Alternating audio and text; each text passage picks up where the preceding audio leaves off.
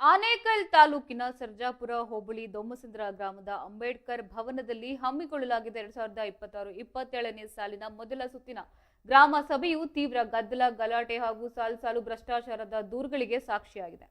ಸಭೆಗೆ ಪ್ರಮುಖ ಇಲಾಖಾ ಅಧಿಕಾರಿಗಳು ಬಾರದ ಹಿನ್ನೆಲೆಯಲ್ಲಿ ಆಕ್ರೋಶಗೊಂಡ ಸಾರ್ವಜನಿಕರು ಅಧಿಕಾರಿಗಳು ಬರುವವರೆಗೂ ಸಭೆಯನ್ನು ಆರಂಭಿಸದಂತೆ ಪಟ್ಟನ್ನ ಹಿಡಿದು ಗೊಂದಲದ ವಾತಾವರಣ ನಿರ್ಮಿಸಿದರು. ಇನ್ನು ಗ್ರಾಮ ಸಭೆಯಲ್ಲಿ ಸಾರ್ವಜನಿಕರು ಪಂಚಾಯಿತಿ ವ್ಯಾಪ್ತಿಯ ಗಂಭೀರ ಸಮಸ್ಯೆಗಳನ್ನ ಎಳೆಯಾಗಿ ಬಿಚ್ಚಿಟ್ಟಿದ್ರೆ 9,60,00,000 ಅನುದಾನದ ಪೈಕಿ ಸುಮಾರು 2,70,00,000ದಷ್ಟು ಬೃಹತ್ ಅಕ್ರಮ ನಡೆದಿದೆ. ಇನ್ನು ಕಾಮಗಾರಿ ಅಪೂರ್ಣವಾಗಿದೆ ಎಂದು ದೂರಿದ್ರು. ಪ್ರಭಾವಿ ವ್ಯಕ್ತಿಯೊಬ್ಬರು ಸುಮಾರು 10,000 ಚದರದ ಅಡಿ ಸರ್ಕಾರಿ ಭೂಮಿಯನ್ನ ಒತ್ತುವರಿಯನ್ನ ಮಾಡಿಕೊಂಡು ಈ ಖಾತೆ ಮಾಡಿಸಿಕೊಂಡಿದ್ದಾರೆ. ಬಡವರ ಮನೆಗಳನ್ನ ತಕ್ಷಣ ತೆರವುಗೊಳಿಸುವ ಅಧಿಕಾರಿಗಳು ಕೋಟ್ಯಾಂತರ ರೂಪಾಯಿ ಬೆಲೆ ಬಾಳುವ ಭೂಮಿಯನ್ನ ಕಬಳಿಸಿದವರ ವಿರುದ್ಧ ಏಕೆ ಕ್ರಮ ಕೈಗೊಳ್ತಾ ಇಲ್ಲ ಎಂದು ಸಾರ್ವಜನಿಕರು ತರಾಟೆಗೆ ತೆಗೆದುಕೊಂಡಿದ್ರು. ಇನ್ನು ಗ್ರಾಮದಲ್ಲಿ ಗಾಂಜಾ ಮಾರಾಟ ಹಾಗೂ ಸೇವನೆ ಹೆಚ್ಚಾಗಿದ್ರು. ಪೊಲೀಸರು ಇಲಾಖೆಯ ಸಭೆಗೆ ಗೈರಾಗಿರೋದನ್ನ ತೀವ್ರವಾಗಿ ಖಂಡಿಸಲಾಗಿತ್ತು. ಇನ್ನು 94 ಸಿಸಿ ಅಡಿ ಹಕ್ಕುಪತ್ರ ನೋಂದಣಿ, ಕಸದ ಸಮಸ್ಯೆ, ಅಪಾಯಕಾರಿಯಾಗಿ ಜೋತು ಬಿದ್ದಿರುವ ವಿದ್ಯುತ್ ತಂತಿಗಳು ಹಾಗೂ ಕಲುಷಿತ ನೀರು ಸರಬರಾಜು ಮತ್ತು ಕೆರೆ ಮಾಲಿನ್ಯ ತಡೆಗೆ ತಕ್ಷಣ ಕ್ರಮ ಕೈಗೊಳ್ಳುವಂತೆ ನಿವಾಸಿಗಳು ಆಗ್ರಹಿಸಿದರು.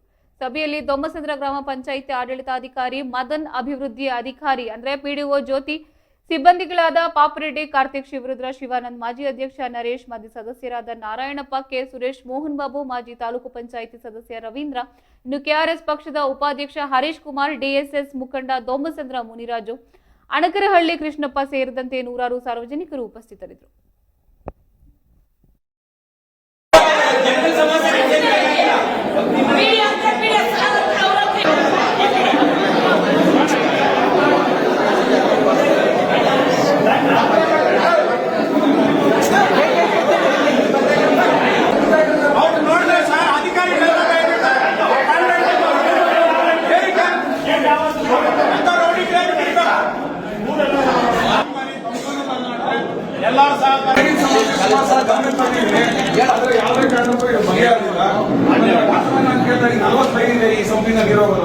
ಬಟ್ ಒಂದೇ ಪಾಯಿಂಟ್ ತುಂಬಾ ಸಮಸ್ಯೆ. ನಾವು ಎಲೆಕ್ಷನ್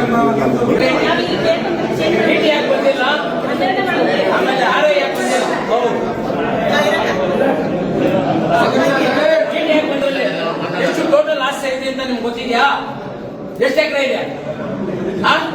ಜಾಸ್ತಿ ಇದ್ರೆ ಏನಾಗ್ತೀಯಾ? ರಿಸೈನ್ ಕೊಡ್ತೀನಿ ನಿಮ್ ಕೆಲಸಕ್ಕೆ. ಹಮ್ಮಿಕೊಂಡಿದ್ವಿ ಈ ಪಂಚಾಯಿತಿ ಗ್ರಾಮ ಸಭೆಗೆ ಎಲ್ಲ ದೊಮ್ಮಸಂದ್ರ ಗ್ರಾಮ ಪಂಚಾಯಿತಿಯ ಮುಖಂಡರು, ಸಾರ್ವಜನಿಕರು ಎಲ್ಲರೂ ತಮ್ಮ